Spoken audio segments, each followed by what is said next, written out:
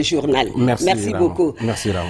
Une vingtaine de cadres venus de la police et de l'administration du territoire qui suivent actuellement une formation sur la biométrisation des cartes d'identité nationale. Objectif, remplacer les anciennes cartes d'identité nationale par celles qui sont demandées par les pays membres de la CEDEAO. N'est-ce pas, Morikaba?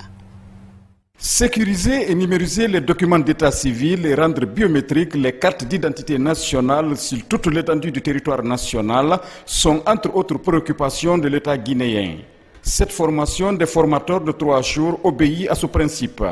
Elle va permettre à ces agents et cadres du ministère de la Sécurité et de la Protection civile et de l'administration du territoire de bénéficier de techniques des sociétés malaisiennes Multimédia Glory et Darapuri.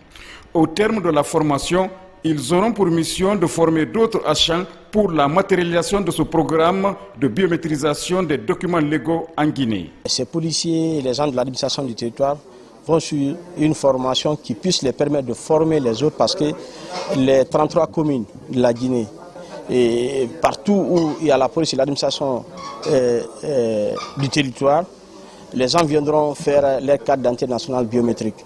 Donc le partenaire n'aura pas le temps de venir tout le temps former les gens. C'est ce qui fait que ce matin, nous allons faire la formation des formateurs au cours de 3 jours. Après ça, ceux-ci vont former les opérateurs de saisie qui seront dans les différents commissariats et au niveau de chaque préfecture, au niveau de l'administration du territoire.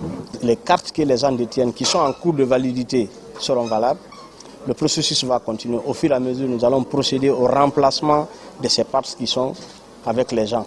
Mais on ne va pas dire directement qu'on a lancé la carte d'identité nationale biométrique et les cartes qui sont en cours ne seront pas valides. Cette opération va également permettre à l'État guinéen d'avoir une base de données dans laquelle tous les citoyens seront fichés avec des informations fiables. Nous allons avoir des données biométriques avec un système par exemple de reconnaissance faciale qui est sans doute unique dans la sous-région. Nous allons rejoindre les standards internationaux d'identification, notamment ceux de la CEDEAO. Et donc, c'est un moment particulier pour notre pays. Des millions de Guinéens vont se retrouver dans un cadre approprié d'identification et c'est ce qui va les suivre pour le restant de leur vie.